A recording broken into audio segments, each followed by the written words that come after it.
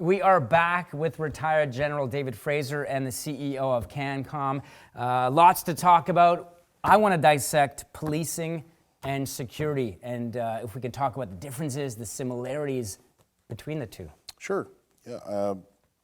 They're often compared, and it's the public compares them, and I think we all compare them by default. But there are some similarities, but they're actually two different. They serve two different functions completely. Policing is more geared towards public safety and serving the public and public property and private property. As security, and they're both funded differently. Police are funded publicly, and security can be publicly funded. If it's the City of Toronto security or that kind of thing, but generally, private security is funded privately. So those are the great differences there as well. Investigative powers, powers of arrest, and such. But the similarities that we draw are uniforms. The uniform, the easy way to identify police and security is by their uniform. The Security Guard Act has made it very, very clear on how the uniforms are to be depicted and how they're to be portrayed, so they're not mistaken with police, which is very important. Yeah. So the police are governed by the Police Services Act, and security are governed by the Private Security Investigative Services Act. So government bodies, both provincial through the Solicitor General's office. In my mind, when I think about it, both very important roles. Police officers, security guards. But when I think about it and the presence and the optics, I see there's security guards everywhere out there, which are needed. You don't see police everywhere out there. There are more security guards on roster than there is police globally, municipally, nationally. And again, it's just, again, it boils down to the need, budget. It boils down to a lot of things. But generally, private security is more affordable to employ as well and deploy, and through equipment and such. The recruiting process is completely different. So, qualification of a police officer is there's a little more demand on the police candidate who comes in has got to have a certain level of qualifications, and with security, there's less demand on the candidate to qualify. This is done by design and purpose. Police carry a lethal weapon. It's called a firearm. That firearm, you have to have somebody who is, sound mind, and they have to have the ability and the education and the ability to understand their mandate, their purpose, their responsibility, take their oath of office as a police officer seriously. So again, qualifications and the training drastically different. However, with increasing population, there's going to be more demand, and there is more demand for private security to step up. And you do have changes to the Police Services Act that are coming that will open up the doors for some of the duties that police can discard of to focus and get back to real policing in terms of your investigative duties, going out and finding the bad guys and laying the charges. Right now, I'll give you a perfect example. Patient watch with mental health patients. That's a pay duty that was traditionally for police only. That's been downloaded to us as security now in the hospitals. So the duties of policing are changing. The need where policing needs to be now, and the public demand is increasingly changing, going back to wanting police to do traditionally what police were meant to do. But if you look back traditionally, how did police become? Well, there was security before there was police. So to me, I think they're the brother and sister. They're still in the same family, but policing became an institution born out of the the British Empire, that through the court system was developed. Policing was that mechanism for the courts to have that right hand, left hand out there to enforce the law and catch the bad guy and have them come in and arraigned in court. I mean, that's justly how policing was born. But before that, there was night watchmen, there was security forces, and out of that became policing. So if you really look at policing was traditionally exactly kind of what we're doing in First Nations communities, where we're recruiting locally. Nowadays, everything is driven more about getting the best candidate, which is correct, but there's people from all over. Ideally you'd want Torontonians policing Toronto, but they're taking candidates as far as Vancouver who have a university degree that will compete with the local individual, which is happening everywhere with every police service. And they're going after the best suited candidate, which I strongly believe is important. And I think with the armed forces, it's no different. Yeah, and I would just add to that, policing is becoming more complex. Mm-hmm. And then, the change in the Police Act is commensurate with the complexity of society, and security is a complement to policing, and they have to work together. Yeah. So as the complexity increases, we need to have the police focus on that complexity so they can do their jobs to keep our society safe, which then means that there's more responsibility, more things that the security has to do.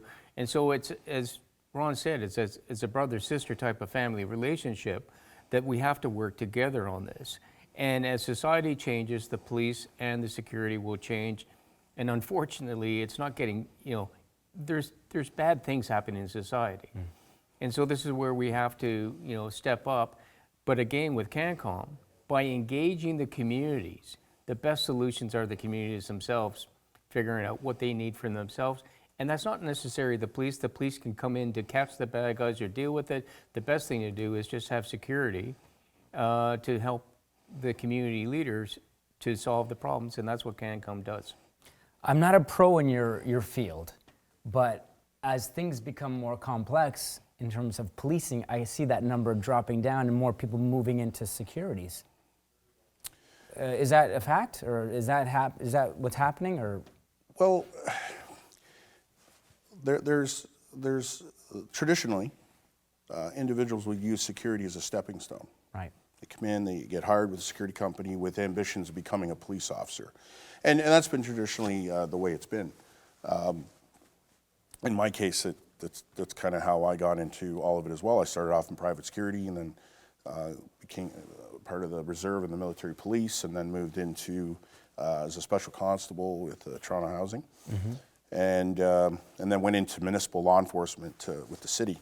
So I've got a pretty, You've come full circle. I've come full circle. Yeah. So there was always an ambition to start a security company. We'll get into that another time. But the importance of recruiting locally is so key. Can we get into the recruiting the whole process of that, Ron? Yes. I think where security traditionally came up short was there's a high demand of security personnel, and a lot of the companies now are finding it hard to fulfill the orders. And it happens to us all the time. We'll get a client who calls up and says, I want 20 guards. And they think we have this conveyor belt of just guards falling off the line. And it's not true. It takes... Well, let's put this in perspective. You want to fulfill that expectation that everyone has for a guard to perform, they have to have 5 years experience. Where do you find that? So what we do is we try to target their training based on their environment. So if their environment demands XYZ, we get them trained specifically in XYZ, and kind of the rest of it will follow. That way they're fulfilling the needs of the client. And it's site-specific driven training. So that's how we kind of fast track the guards, because we have to. If we don't, someone else will, or we fail. So that it's all about the speed, speed. Yeah. But again, career path is so important. We try to get our guards exposed to so many different environments so they have different challenges, understand, it's okay to fail. It's just if you fail more than once, especially you repeat the same mistake over and over again, that's a problem. That's not okay. That's not okay. Yeah. So generally, the recruiting process, it's not ideal currently. The way we do it, we like to circumvent the traditional. And right now, it's you're a qualified guard, you have a license, which means you have no criminal background because you're licensed, and you got a pulse. And we'll put your uniform and out the door you go. And that's because every company's guilty of it.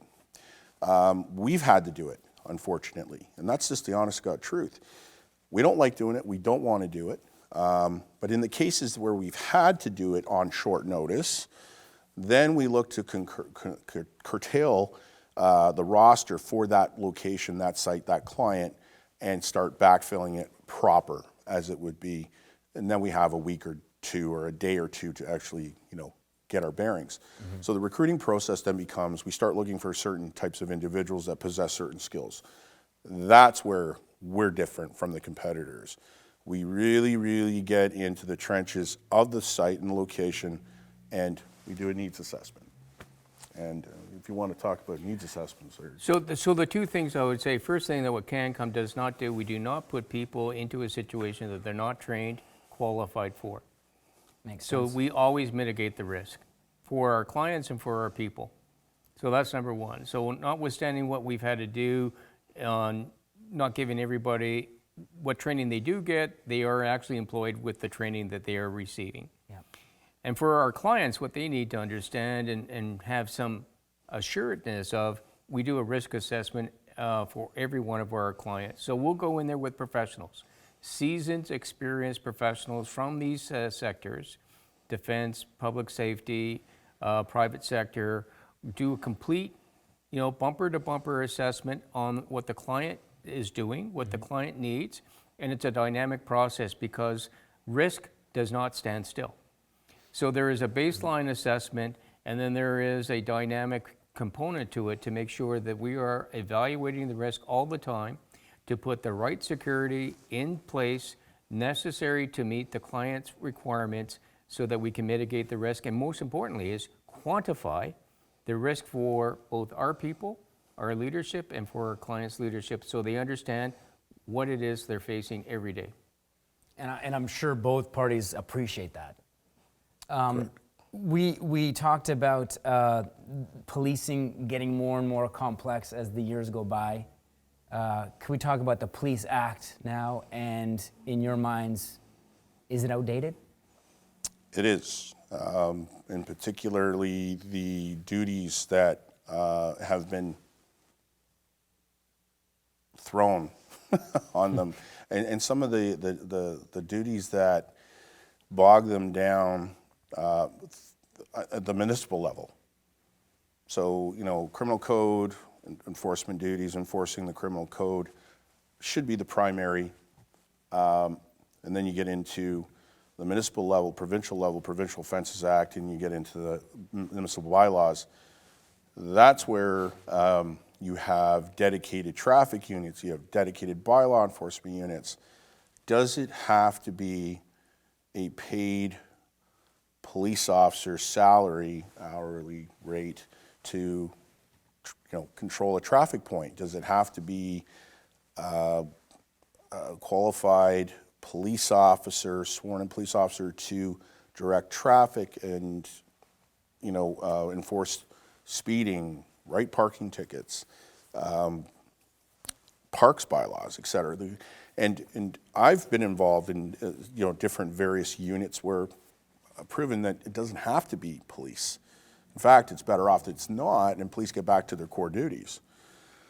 So the way the municipalities have historically put the demand on police as the go-to service, that's kind of where the Police Services Act is being rejigged right now. There's some resistance to it, and I understand why. Policing, they want to preserve their job security. That's really what it boils down to, and it's very political. And I appreciate that. But at the end of the day, there'll always be a need for policing. We'll never get away from that. And security will never have to be put in a place where they have to replace police. It's just not practical. It's just not. If you look at the standards of hiring, two different spectrums. Areas of responsibilities, two different spectrums. But great complement to one another. And I mean, that's where policing historically, I think, has had frustrations and maybe not faith in security because the training wasn't always there. Our company particularly, we are really proud of the level of training that we're developing, and it's ongoing. It's ongoing. We're constantly, and we go back to recruiting, that's where we differ. To keep up with the demand and the work loads and the demands and the requests of the clients, we've opened our own college to keep up with the demands of recruiting in Toronto, and we're looking to do the same in Ottawa and every office that we open up across Canada. So it's, it wouldn't matter if you go to a Toronto office or Ottawa office, your employee, you're going to have access to the best training there is to be offered in the industry. And that's again, the guards are proud to be part of our organization. They know they have the best training. They look up to their instructors. They look up to their management. The matrix that we've put together of talent is just, you can't compare it to any other company. I'm very familiar with, our competitors. I have great respect for our competitors, but we like to do things different. And that's why I keep an eye on our competitors, because I want to know what they're doing and what are they doing right, and we adopt those, proudly. And I hope our competitors find that flattering, but we adapt some of the things that they're doing right, and then we try to do things different to our own the beat of our own drum. So it really is a contributing community of expertise, and we're very open. I'm okay to be wrong. In fact, you prove me wrong, I'm happy, because then I've learned something. And humbly, I've got a great team that does that with me on a daily basis, hourly, 2, 3 in the morning, doesn't matter. It's a great feeling to have that backing. Your brother probably leads the way, right? Oh, my you've done brother. something wrong. Yeah. Coming from Ryan. Yep. Ryan's right there. First thing. General, before I move on, is there anything you want to add to that, the Police Act? Well, I think what differentiates us from the competitors is we have a training culture. Having a college, we don't put anyone on the streets and just say expect them to have on-the-job training. No. We give you the training before you put on the uniform, before you go and do a task. We have standards to make sure you meet that. You heard earlier, it's not a 60% pass, it's an 80%. That's our company policy, so that you can rest assured that that person on the ground has got the experience, not the experience, but the training. Because when a situation happens, it's not like a movie. No. You don't stand up to it, you fall back onto what you know. And we give everybody the basics that they will be able to handle the situation, rehearse them. And the other thing is, for our clients, they know that too. So it's a win-win-win. The company wins, our people win, and our clients win. It's a totally different ballgame when you're put into that heat of that moment, rather than studying it, learning it, going over in practicum. But when you're put into that situation, you got to know what you're doing. True. These communities depend on your professionalism as what you do for a living. I want to move on now to the Security Guard and the Private Investigators Act. You talked so much about what the guidelines are and what you need to do, but do you find there's maybe a little bit of outdating when it comes to... Oh my God, is it? Yeah, it's so outdated. I'll share this story. We just embarked and deployed body cameras. And I got a call from the Private Security Investigative Services branch, the deputy registrar, and he's like, can I ask you a question? I said, sure. He's like, so you're using body cams now? I go, yes, sir. He's like, well, we got a problem. We have no SOP or any policy on that on the Security Guard Services Act. So here I have to tell you, like, what's your retention? He goes, my only question is the retention. I said, well, it's indefinite. Servers hold them indefinitely. So retention is not an issue, sir. So he's like, okay, because you know it's minimum 3 years. And I was like, yes, I understand that. So, I mean, that was his only concern. But he laughed. He says, you know, here you go again. He goes, you know, you guys are trailblazing. Good to see. He goes, but it just, again, it's another check mark of, you know, something that we need to oversee and put in the Security Guard Act. As the years go by, Ron, the rule book needs to be rewritten. It is, and you know, it's, you know, they take, it was at every 10 years sometimes they take to rewrite some of the law and legislation, and it evolves. So, you know, as society evolves, our laws evolve, and it's reflective of the culture of security and policing is very important to have that up to date. But, you know, one of the things that, you know, is just the terminology guard. The word guard, I think, is outdated. You know, almost it implies that, you know, the individual must guard something. So, you know, to me, just the title guard is a liability in itself. It could end at security and it'd be just fine. So, or officer. Or officer, yeah. In the States, they use the term officer. Yeah. So, I mean, they're service professionals. Yeah. Because, you know, we give them the training, they have the pride, we have standards, provincial standards, federal standards, we adhere to them, so they're professionals. These are not amateurs, they're professionals. And the other thing too is that, you know, we adhere to all the acts and the laws and whatnot, but as Ron said, where there is an enhancement that we can do, like the body cams, we adopt it. Why? Because it actually helps our people, it helps the service we provide, it provides yet another degree of security and assurance to our people and to our clients. So we're not going to wait. We will adhere to everything, but we'll take it to the next level. And we're dynamic and we're always thinking ahead. We're not reacting. We're trying to be proactive in everything because we can't fail. And the line of work that you guys are in, you have to be proactive. We do. You know, I want to talk about the powers of arrest. Yes. And the differences, similarities between security and policing. Sure. Well, they're significantly different in terms of how and where and what. You know, so police and security and the everyday citizen has the citizen's powers of arrest under Section 494. And the key element there is found committing.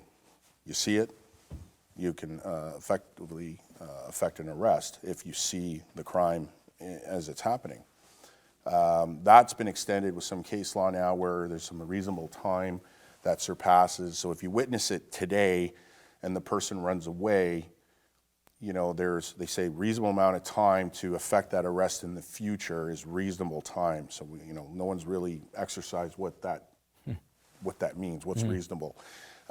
Is it a day, 2 days, 3 days, you know? So there was an incident in Toronto where a shopkeeper witnessed an individual, you know, steal from his store, and they ran off, only to come back 3 days later. He arrested them. So it wasn't found committing at the time, but it made the court system go, you know what, maybe that's reasonable. Still did the crime. 3 days later, That's your and man. then he effected there. So, you know, so now that has become an addition to 494. The difference, and that's citizens' powers of arrest. Police have the same powers of arrest. Police powers of arrest by their office, and that meaning they have reasonable grounds to believe the crime was committed. We don't have that ability as security professionals to effect an arrest on reasonable grounds. So the difference would be is you witness a crime as an officer, you report it to the police officer based on your testimony, your independent recollection of that crime. I can now arrest to you know, lay charges for that crime. So that's the difference, is investigative powers. So they have that, and also the ability to detain people for the purposes of the investigation. That's a major difference. Security cannot detain people arbitrarily at all. Nobody can arbitrarily, but police, for the purpose of investigation, can detain people for the duration of their investigation, which is really an arrest. You're not allowed to leave. Yeah. Can't leave. Yeah. Hey, no, Yeah. I'm not done with you. Yeah. Yeah. So those are the greatest differences and so forth. But I think where people, lose sight of is the Trespass Property Act. Completely different set of rules. Illegal activities on private property. As the owner of property, I can appoint individuals to act as security or agent of my property to, in effect, enforce those rules and regulations on my property. No smoking, no trespassing, no entry of certain areas, and so forth. So that in itself is a very, very powerful legislation. And people don't realize this because they come into a public place. You have people say, well, I have my right to be here. It's like, no, you're on private property. So there's misconception between the right of being in a public place versus the right to be on private property. So as long as you're, you can understand the two, this is where security, traditionally get a lot of resistance is, let's say somebody's in a mall and I don't know, they walk in the mall barefoot. And, it says right at the mall entrance, must wear shoes, right? It's right there, wear no bare feet. I think you've seen those in the malls. Stickers, yeah. Stickers are there. No service for you, yeah. In theory, a security guard can approach that individual and ask them to leave. Or alternatively, put some shoes on to be compliant. If the person fails to comply, they're now trespassing. If they fail to leave when directed, now they're arrestable. And this is where people don't really understand the Trespass Property Act and the law and the ability of security to enforce that. Police can enforce the Trespass Property Act when it comes to public places like City Hall and where people have public access and that kind of thing. But traditionally, if police were to have authority on private property, they would have to get written permission to enact the Trespass Property Act on behalf of that client. So schools will write letters traditionally on an annual basis to say, Toronto Police or whatever police services serving that area are authorized to enforce Trespass Property Act on our premise. And that could be any individuals that are trespassed from that property. If they're found on the property, now they're arrestable. Yeah. So this is where people confuse the different areas of law where security and police kind of play in the same playground, but in essence, sometimes security in some cases have more authority than police on private property. Okay. And that's kind of where people fall short. And they challenge security traditionally, and this is where if you pull up YouTube, you just watch it all day. Yeah. Of mall patrons getting arrested by mall security. And it just looks horrible. They're rolling around, and what we try to do with our training, that's last resort. Like you have to assault us or, assault somebody, member of the public for us to effect an arrest. What we try to do is get the person to comply, and I'm getting paid by the hour. It looks horrible when your mall security's, rolling around with a patron. It was just trying to spend money in your mall. And maybe he's wearing bare feet or who knows what the issue is. Maybe he's swearing in the mall or he's, causing a scene or whatever, Well, that's why the practice of communication seems like the first. Let's talk about it first. Let's talk about it. It's about de-escalation. Yeah. And our huge. people will learn how to de-escalate a situation rather than, escalate it where you're actually doing, you're rolling around on the ground having a wrestling match. We see too much of that. Too much. Yeah. And this is where police get frustrated. They'll get called for that arrest, and it's like, couldn't you talk to the guy longer? Like maybe he didn't leave right away, but maybe if you took more time All comes down to the training. It really does. Like you said. It really does. Yeah. Just And because you knowing that can doesn't mean situation. you should. Right. It's a huge responsibility. One thing I also want to touch upon is the funding. Yep. And that must be a concern at times, the police and the security and the funding. Can we talk about the differences? Yeah, well, there's always a ready budget, made budget for policing traditionally. I mean, it goes up and down and variable. I mean, there's this whole defund the police Movement, yeah. movement, Yeah. and you know, that's another ball of wax. But teach their own. Hey, if they want to defund the police, fund security, right? But what would we do as security? We'd have nobody to call, right? So, no, don't defund the police. We need them. But where our funding comes from, it's I hate to say it, but it's almost like the scraps that are left over. If you look at the Vancouver Olympics, huge example, big example of how security was the last thought on the Olympic Committee's mind. A global event. It Global should be, event. They yeah. spent all this money on the flash and everything else, and then it's like, oh, we only have about $1 million, $2 million. I forget what it was. The expenditures, and you know, every police service across Canada had to donate police officers to make up for the lack of security and the lack of. So, Yeah.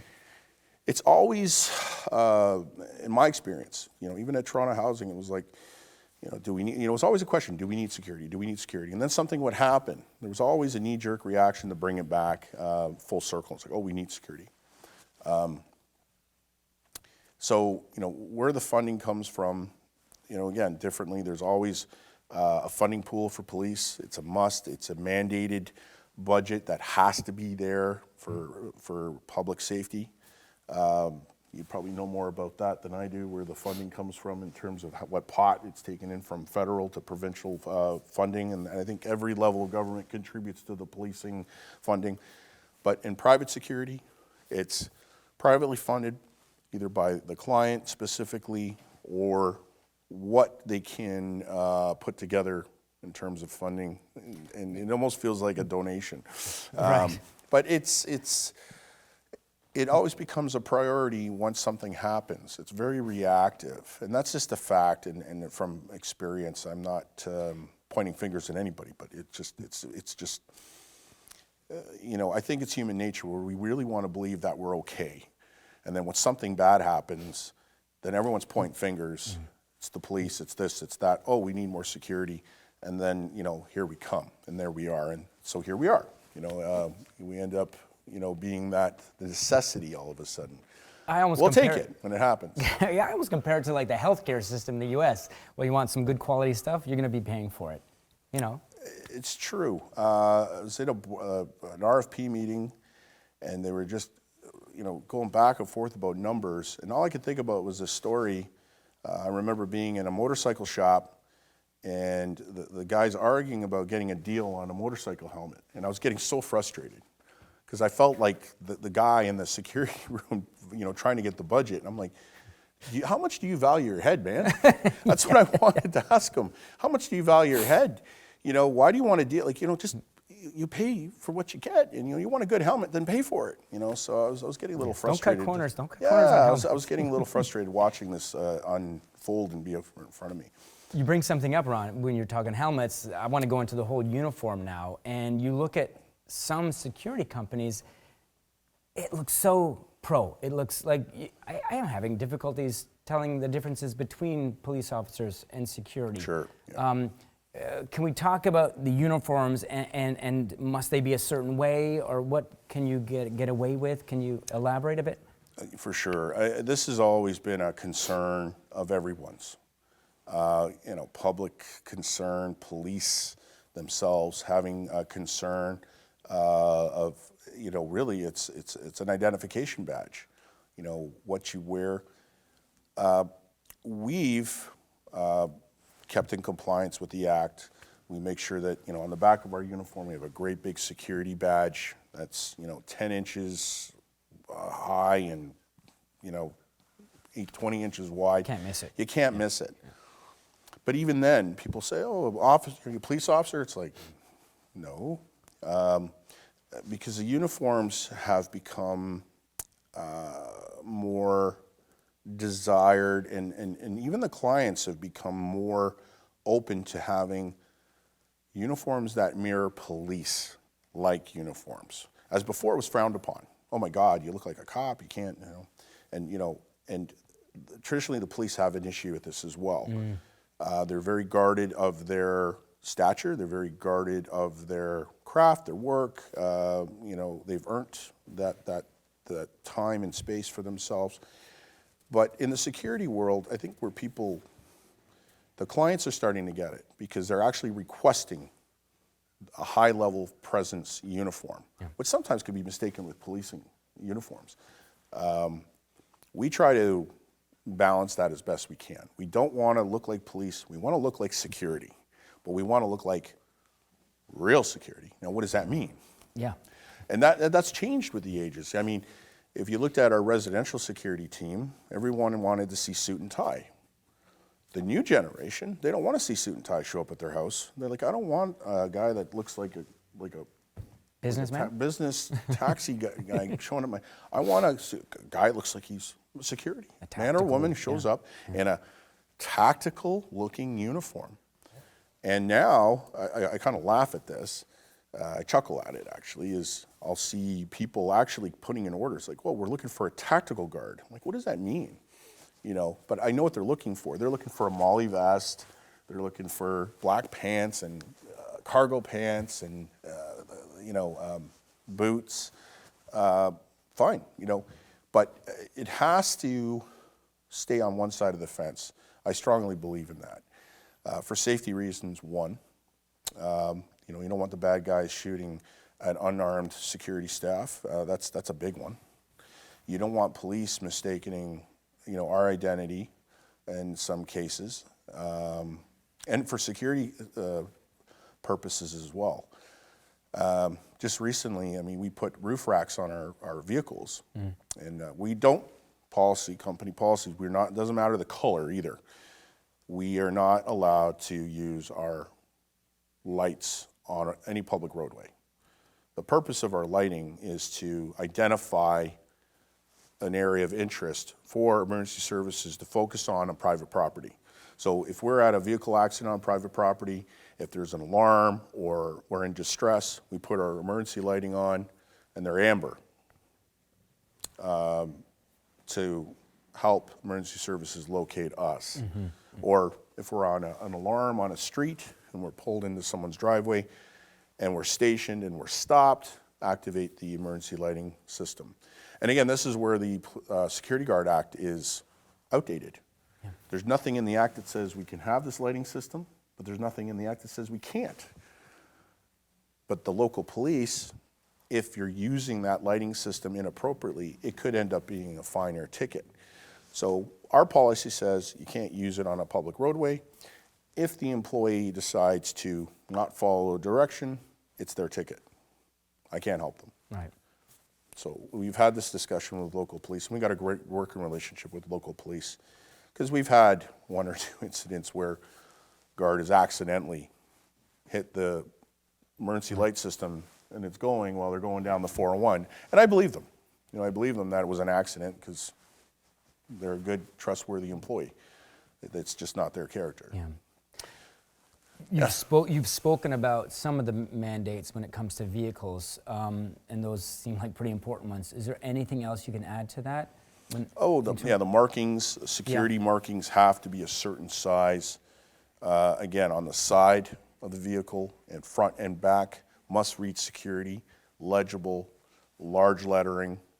The dimensions are listed in the Act. I don't have them to memory right now, but it has to read security. You cannot mistake it as a police vehicle. Although they look similar, but just this one word will differentiate. Yeah, and the goal is not to copy police, but at the end of the day, before we went to our Teslas, we were using vehicles that had a reputation for longevity.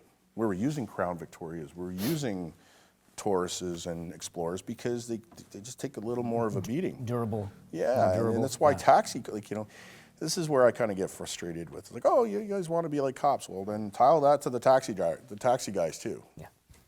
Come on, right? So similar cars. It's all perspective. I love your approach with the cars, with the Teslas. You're moving into the, better for the environment.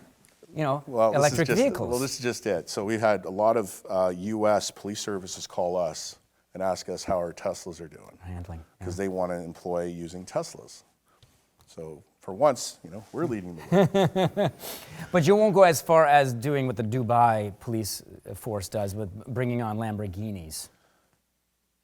Not yet. Maybe TRX pickup trucks.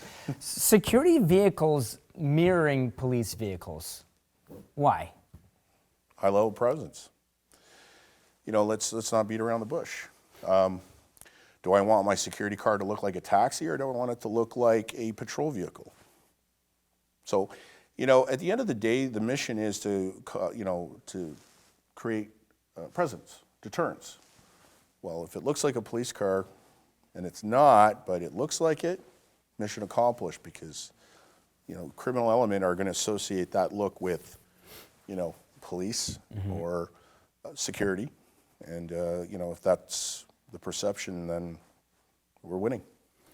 General, you got quite the long history of being in this world. Can we talk about the training and is it different between security and policing? And if so, why is it different? Should it be the same? You've observed so much in your time. So it's all about the training, because that's what you fall back onto, and that distinguishes you from your competitors and from being a professional or being essentially just a pickup team of, what used to be. And you walk into the store, it's just somebody just puts on a vest and, that's security. We're not like that. We're professionals.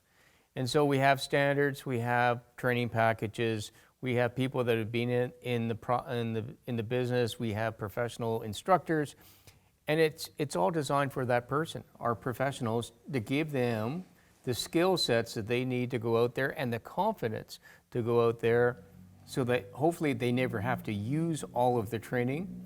As Ron said, it's a deterrent. It sets up the image, but if you don't have the training, then you can't do this job.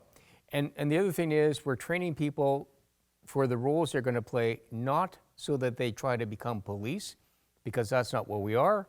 We're security professionals. So we train you to be security professional. We practice you how to be security professional. We make sure that you understand your limits and what the top end is and what the bottom end is, so that we can deliver the proper service that our clients expect and mitigate the risk to our people. And if you don't have training, and if you don't have standards, you don't have standard operating procedures, we're going to get ourselves into trouble. And we cannot fail. Because the last thing you want to do is have to call in the police because something bad happened on our watch. It's not going to happen on our watch. Why? Because we have training. And I love the fact that you guys, you see this ambitious person coming to study and train, you don't want them to fail. So you keep at them until they get it right. Correct. I'd like to touch base on one thing, and it's just right added to the general's point. Proper training, and I think one of the things that I noticed with our crew, especially in some of the First Nations communities, were the lack of need to have police presence at a lot of the calls, because we managed them very well. The ability to de-escalate and then have, and I'll give one example. I can't give names, but two brothers, intoxicated, left, the bar, on the way home, got into it and just started brown-nosing one another in the back of their pickup truck. Fight breaks out onto the street. We show up, we de-escalate it. You drive him home, you drive him home. It's a done issue. And it's not the fault of the police, but it's their mandate. Police show up, they're going to charge those two individuals, no matter what, because they don't want the liability of having two intoxicated men potentially hurt or kill one another later on in the evening. Yes. Because of their mandate. In our case, we had the ability to split the two individuals up. We de-escalated it. We had each one brought to two different addresses where they could sleep it off. Again, maybe an attribute as to why the crime rate went down. It's because we were interjecting in a lot of these type of matters and de-escalating. Not taking away the police and their role and their ability, but they would have most probably come in, laid the charge, put the two individuals in the cell for the night to sober up, and they both would have walked out with, 2 criminal charges. A total different experience. Different yeah. experience. Do you see more of this taking place? Security stepping in more? I've seen more of it taking place in a positive step and manner in that way. And again, not to take away from the police and my brothers and sisters in the policing world. God bless you, you got a hard job, a tough job.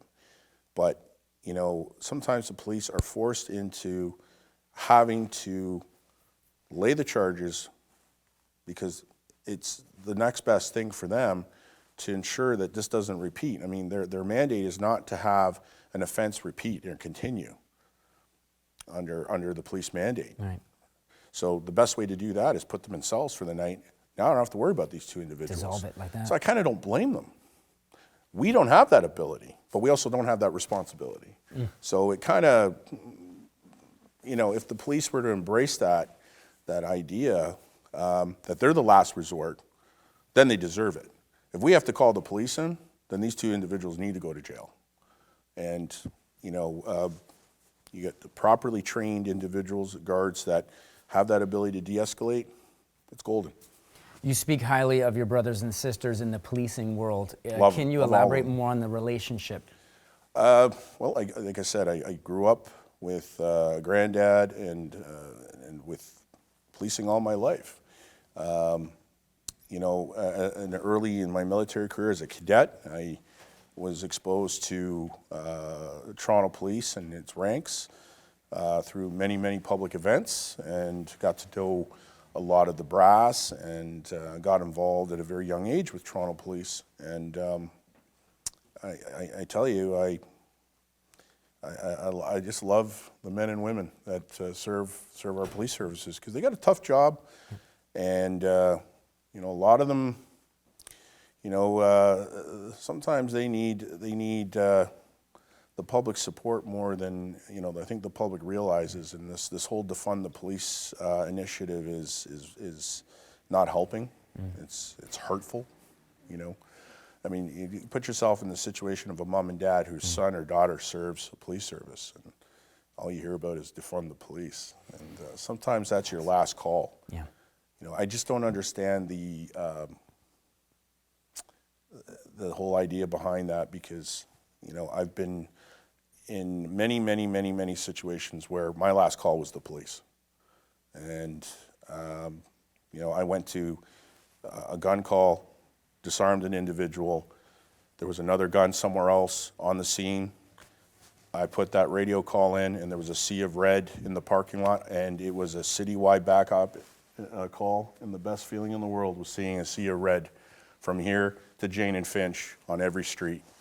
And it's like my brothers and sisters are here for me. Best feeling in the world. You spoke about your personal relationship, but now what about Cancom's relationship with the police? Well, Cancom's here to support the police.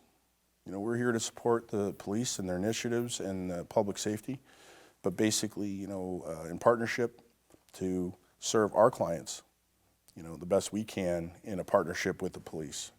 And we're looking to partner with every police service in every aspect that we can, even, whether it's a public fundraising to, getting, educating the public together.